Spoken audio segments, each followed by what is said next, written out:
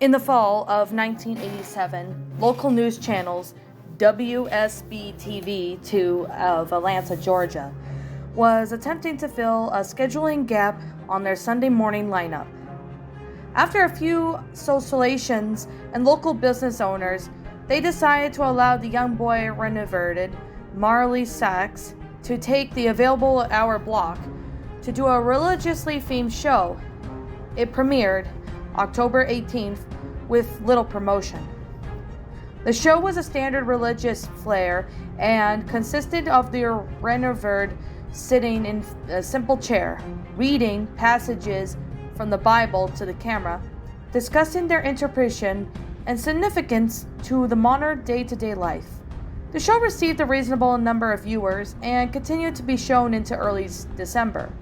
It was then that the studio began to receive extremely strange complaints from viewers of Words of Light with Rev. Marty Sachs. The calls were from women and women only, who vaguely referred to the uncomfortable feelings they had at the very specific intervals during the program.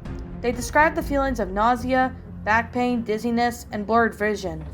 These callers show no discernible reason they were convicted and that it was the viewing of the program that was causing these symptoms.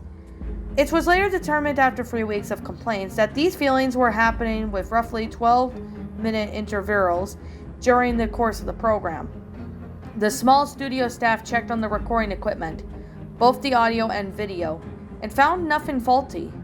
When the renovated was then made aware of these incidents, he merely shrugged it off and stated cryptically that some can't handle the voice of God.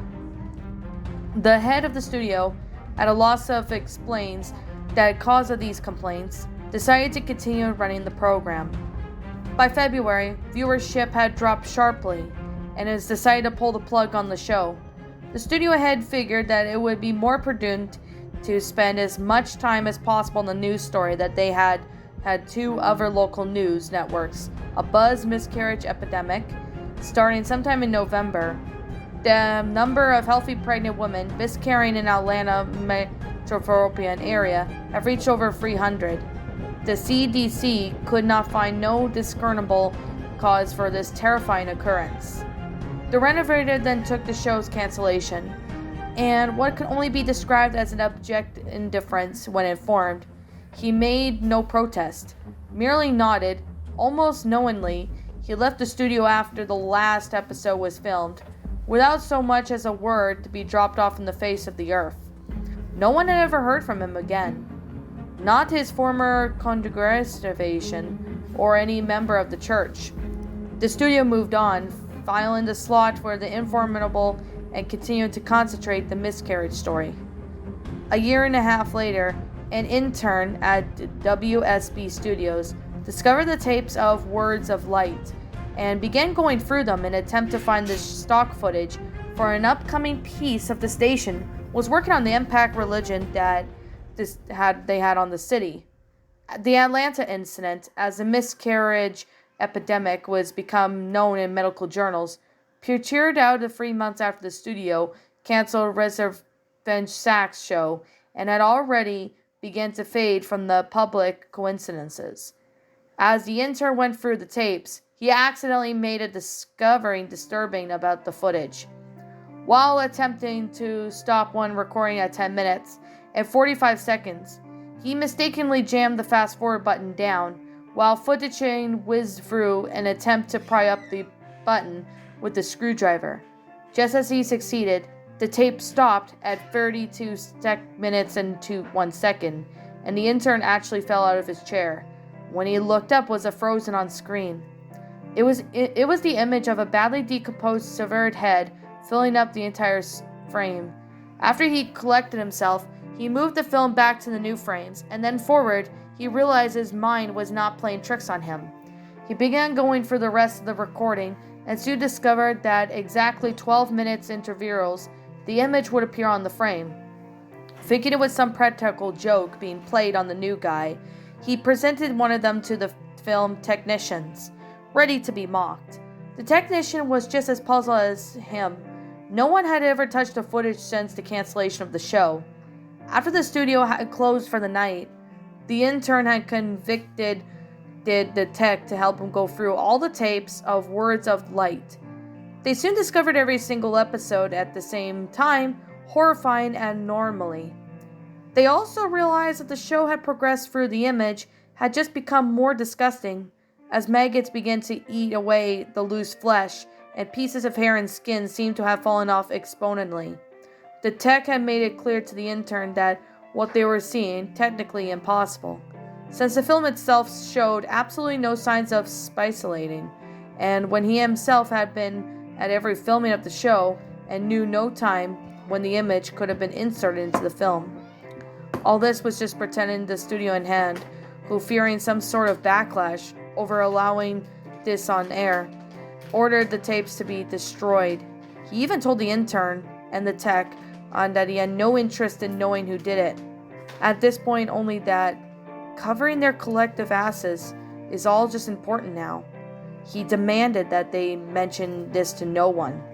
The tech easily moved on, remembering the incident as darkly funny personal anecdote, but the intern wouldn't let it go. He made copies of it, as many tapes as he could, before they were wiped. He took them to see if he could find anything else in them that might point out to who did this or why they would. A week later, he attempted to rope the tech into helping him again, saying that it was believed that he had discovered something much more disturbing than the images themselves. When the single frames were then edited together, chronologically in order, the head's mouth appeared to be moving, as if trying to find the words. The tech, fearing for his job, had told him to get rid of the copies and not to talk about it again.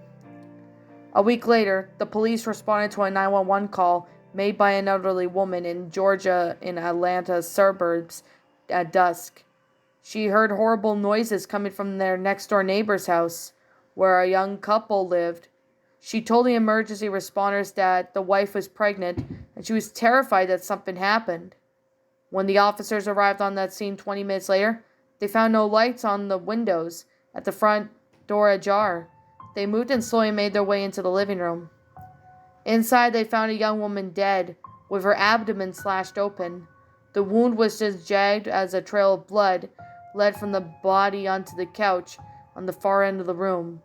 There sat her husband and the studio intern naked, the corpse of his unborn child at his feet, dying in his hand. He held the rusty piece of metal sliding they used to gut his pregnant wife. The television was on and was playing 18-second loop silent footage of decomposing and mouthing unintelligible words. The story at the police precinct to this day goes that the intern kept saying under his breath over and over again as they led him away, "The light of God calls them." And that was 12 Minutes, a news channel creepypasta written by RoboKy,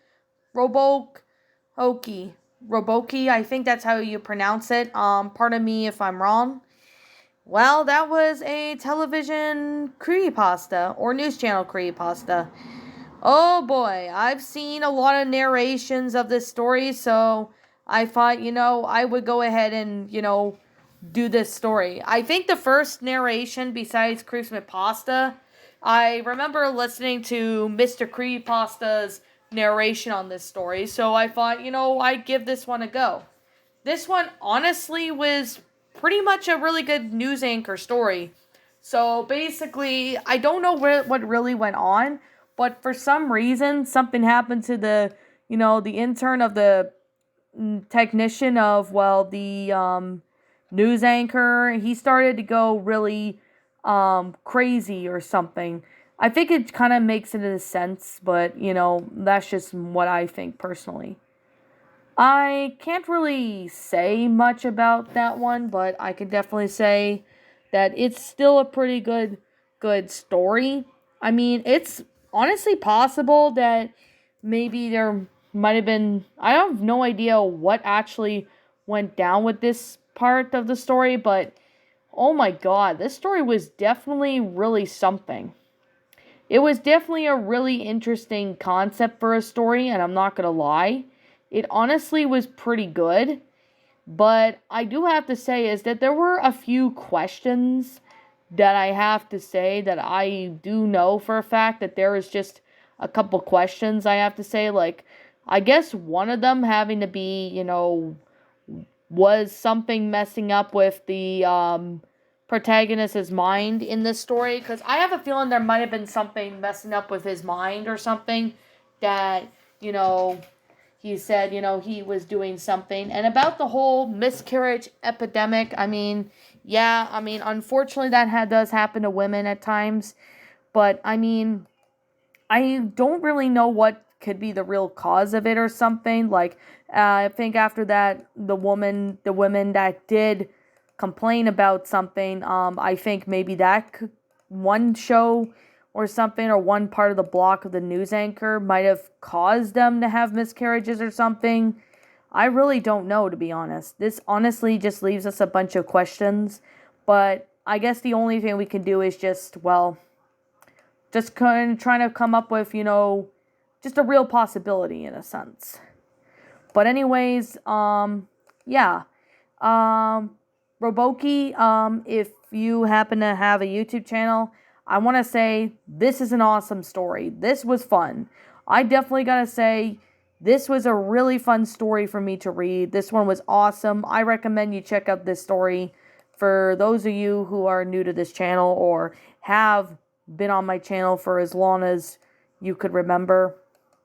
But I guess with that being said, with that being the case, this is just simply my own personal opinion. And if you happen to disagree with me, that is perfectly fine too. We're all entitled to our own opinions in regards to these creepypastas. This is just simply my own personal thoughts. My final rating of this story is definitely a, what was it? Oh yeah, a 10 out of 10. Great story. It's definitely well made. I recommend checking this out.